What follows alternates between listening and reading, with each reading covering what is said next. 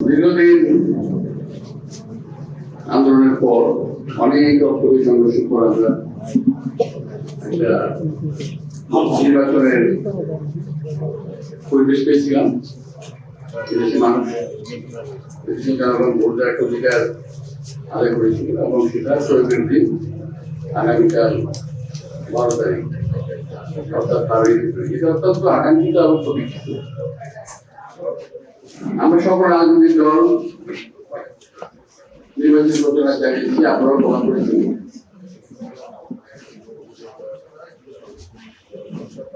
কোনো অভিযোগ নিয়ে কিন্তু কখনো আমি আপনাদের সামনে দাঁড়াইনি। আজকে আমরা সারাদিন খুব ভালো করেছি। আমাদের আগামীকাল নির্বাচন হবে, সমস্ত মানুষের রাজনীতি অধিকারের আদায়ের যে আন্দোলনটা সেটা সফল হয়েছে এবং তার পরবর্তীতে আমরা আগামীকাল নির্বাচন অনুষ্ঠিত হবে। আমরা সবাই খুব সুন্দর চিত্রে এটা আমরা উপভোগ করার চেষ্টা করছিলাম। হঠাৎ করেই আমরা আমাদের একটু এটা কিভাবে বলবো, হঠাৎ করে শেষ করলো। অর্থাৎ মানুষের যে নির্বাচনের আগের দিন থেকে একটা নিজের আগে না থাকে না, চাঁদা দেওয়া হয়, তা আমরা ঠিক সেভাবে উপভোগ করছিলাম। হঠাৎ করে জানতে পারলাম যে এনসিপি এবং জামাত শিবিরের নেতা কর্মীরা বিভিন্ন কেন্দ্রে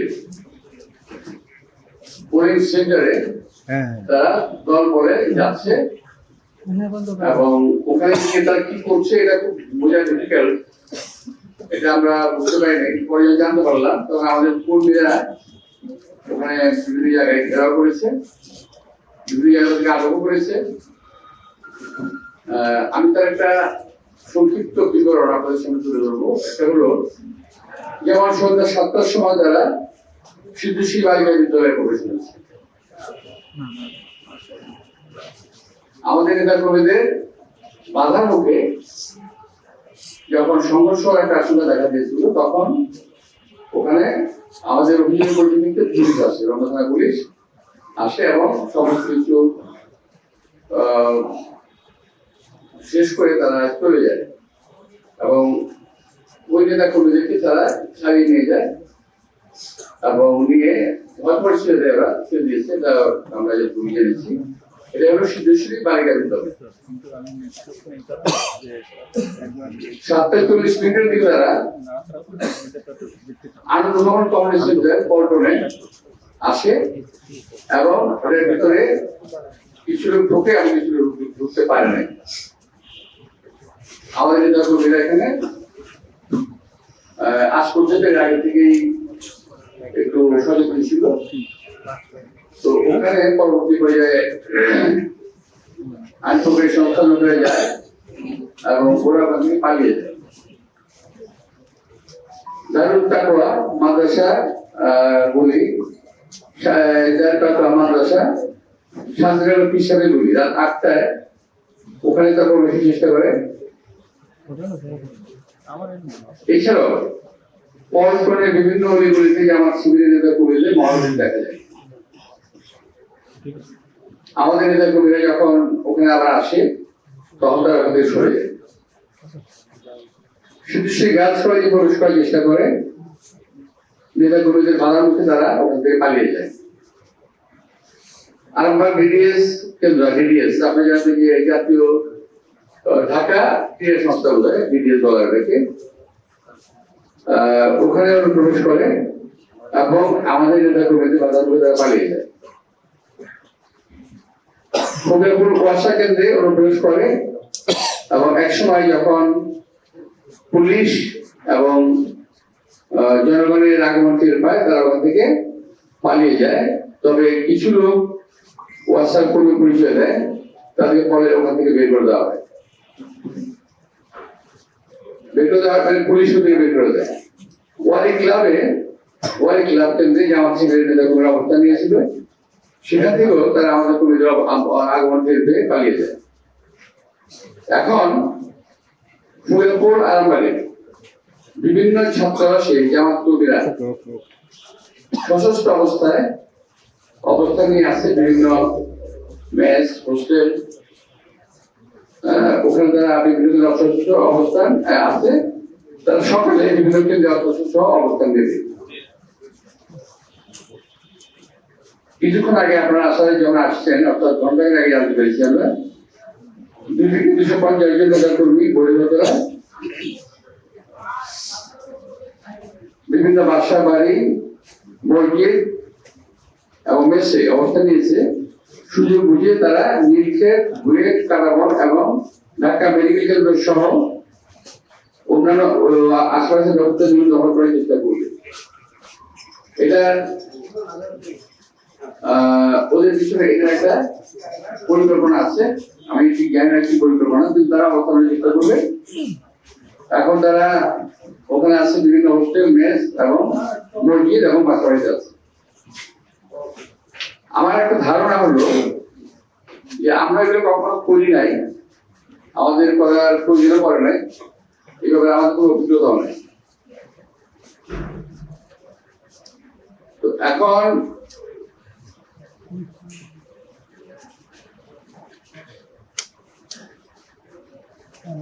এই মুহূর্তে কমলাপুর স্কুলে জামাত প্রবেশ করেছে এবং শাহজাহানপুর স্কুলে ঢোকার চেষ্টা করছে, আমাদের অবস্থান নিচ্ছে।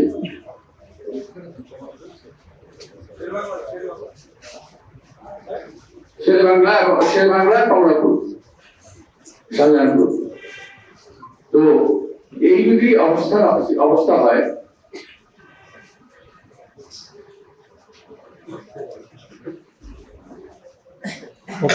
ওরা রাত্রি 11টার পর আবার বিভিন্ন কেন্দ্রে ঢুকবে। আমার কথা হলো এরা ঢুকছে কি উদ্দেশ্য নিয়ে আমার মাথায় কিন্তু এখন আসছে না। অবশ্যই কোনো না কোনো একটা ঘটনা আছে পেছনে, যেটা তারা করতে চাচ্ছে। আমি ধারণা করছি যে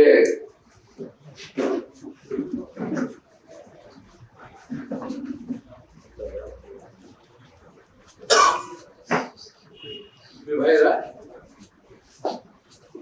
নির্বাচন আগামীকাল শুরু হবে সকাল 6:30। 7:30 এত রাত্রে, আজকে আগের রাত্রে ওদের বিভিন্ন কেন্দ্রে যাওয়ার প্রয়োজনটা কি, সম্ভাব্য কি কি হতে পারে? এক ব্যাপার হলো ব্যালট বাক্স কিংবা ব্যালট পেপার কিংবা বই আগে থেকে নিয়ে আসবে, সিল নিয়ে যাবে, অথবা রাত্রে তারা ব্যালট বক্স পূর্তি করবে, ফিল আপ করবে, এমন একটা যোগসাজ থাকতে পারে। এ বিষয়ে আমি স্বরাষ্ট্রমন্ত্রীর সঙ্গে আমি কথা বলেছি, ওনাকে জানিয়েছে বিষয়টা। উনি বলছেন বিষয় দেখবেন, উনি এটা তদারকি ব্যবস্থা নেবেন। হ্যাঁ, কিছু কিছু জায়গায় আমরা খেয়াল করেছি পুলিশ অ্যাক্টিভ হয়েছে, অনেক অনেক অ্যাক্টিভ হয় না। যেমন আমরা রমনায় সিদ্ধেশ্বরী গার্লস স্কুলে যাদেরকে ধরেছে ছেড়ে দিয়েছে। ঢাকার একটি আসনে এরকমই করতে গিয়েছিল এবং তারা ধরাও পড়েছে, সাজাও হয়েছে। এটা আপনি জানেন, আমি জানি না। তো আজকে 11 তারিখে আনুমানিক 6:30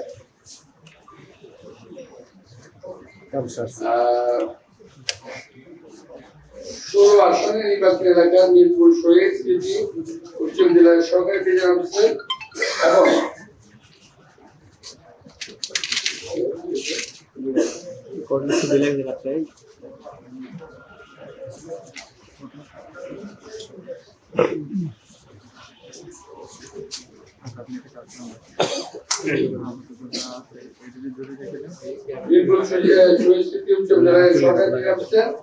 যারা মোহাম্মদ সুমনা ইসলাম সাথে 2 জন জামাত কর্মী দায় করতে আসেন। আপনি খেয়াল করেন, জামাত কর্মী দায় করতে আসেন, এমন অবস্থায় সামাজিক কর্মী জনাব তারা ফারজান আর তাদেরকে আটক করেন। উক্ত সরকারি প্রিজাইডিং অফিসারকে বরখাস্ত করা করেছেন। আটককৃত আসামি হলো মেহেদী হাসান খাদেম, বয়স 32, পিতা সার্জি জসিমউদ্দিন, বাসা 53/54, block C, section 6, road 8, Pallabipur. Raihan Hossain, পিতা Zakir Hossain, 53/54, block C, section 6, road 8, Pallabipur. উক্ত আটককৃত আসামিদের 2 বছর সশ্রম কারাদণ্ড এবং 5,000 টাকা অর্থদণ্ড, অনাদায়ে 15 দিনের সশ্রম কারাদণ্ডে দণ্ডিত করা হয়েছে এবং পুলিশের কাছে হস্তান্তর রয়েছে। বিষয়টি আমি একটা উদাহরণ হিসেবে দিলাম। আমি ধারণা করেছিলাম যে বিষয়টি শুধুমাত্র আমার এখানে হচ্ছে, আসলে বিষয়টি তা না, সারা বাংলাদেশের পাশাপাশি এখানে হচ্ছে।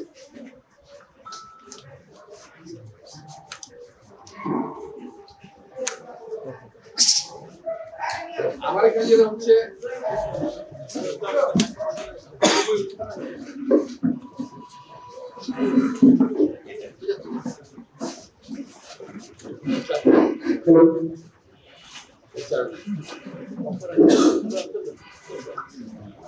আমি আপনাদেরকে কষ্ট করে আসার জন্য ধন্যবাদ জানাচ্ছি এবং বিষয়টি তুলে ধরার জন্য আমি আপনাদেরকে আহ্বান জানাবো যে জাতির সামনে বিশেষ কষ্ট করা দরকার। কারণ আমার এই আশঙ্কা বহু আগে থেকেই তাদের একটা পূর্ব পরিকল্পনা রয়েছে, বহু আগে থেকেই। আমি আরেকটি ইনফরমেশন আপনাদের দিই, সেটা হলো আরামবাগে কিছু কিছু ছাত্রাবাস আছে, কিছু কিছু মেস আছে, এখানে 200-300 কর্মী অসুস্থ অবস্থায় নিয়েছে, যারা আশেপাশে নিকটস্থ সমস্ত সেন্টারগুলোতে সকালবেলা অবস্থান নেবে। এখন এই যদি অবস্থা হয়, তো আমি ইলেকশনের আগে এই নির্বাচন পর্যায়ের সময় বারবার আপনার সাথে বলার চেষ্টা করেছি যে ইলেকশন ইঞ্জিনিয়ারিং এবং কারচুপি হওয়ার সম্ভাবনা আছে।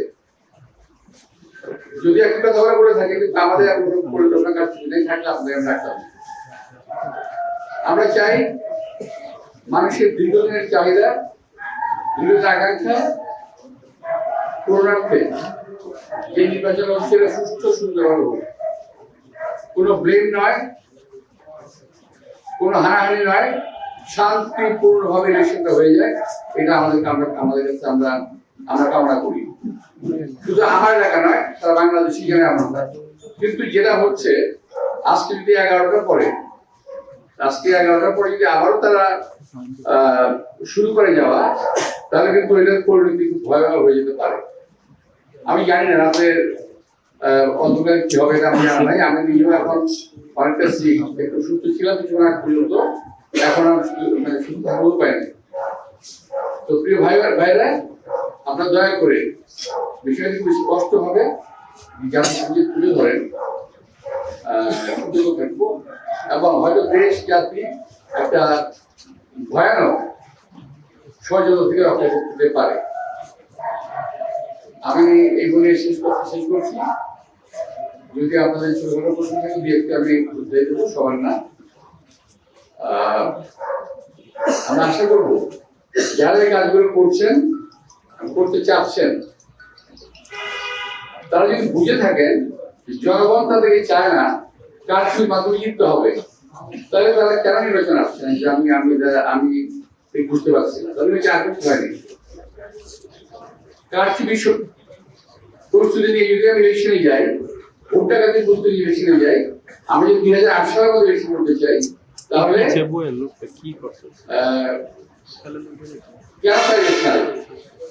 আমরা চাই একটা সুন্দর সুষ্ঠু নিরপেক্ষ নির্বাচন হোক। আপনাদের মাধ্যমে জাতিকে আমি বিষয়টি জানিয়ে রাখলাম এবং আমি বিশ্বাস করি সকলে কালকে ভোট কেন্দ্রে এসে যার ভোট অধিকার প্রয়োগ করবেন ওখানে আইন প্রয়োগের সংখ্যালঘুরাও থাকবে, নেতা কর্মীরাও থাকবে, অনেক ভোটারের সমাগম হবে। সুতরাং নির্ভয়ে সবাই যেন কেন্দ্রে আসেন এবং ভোট দেন।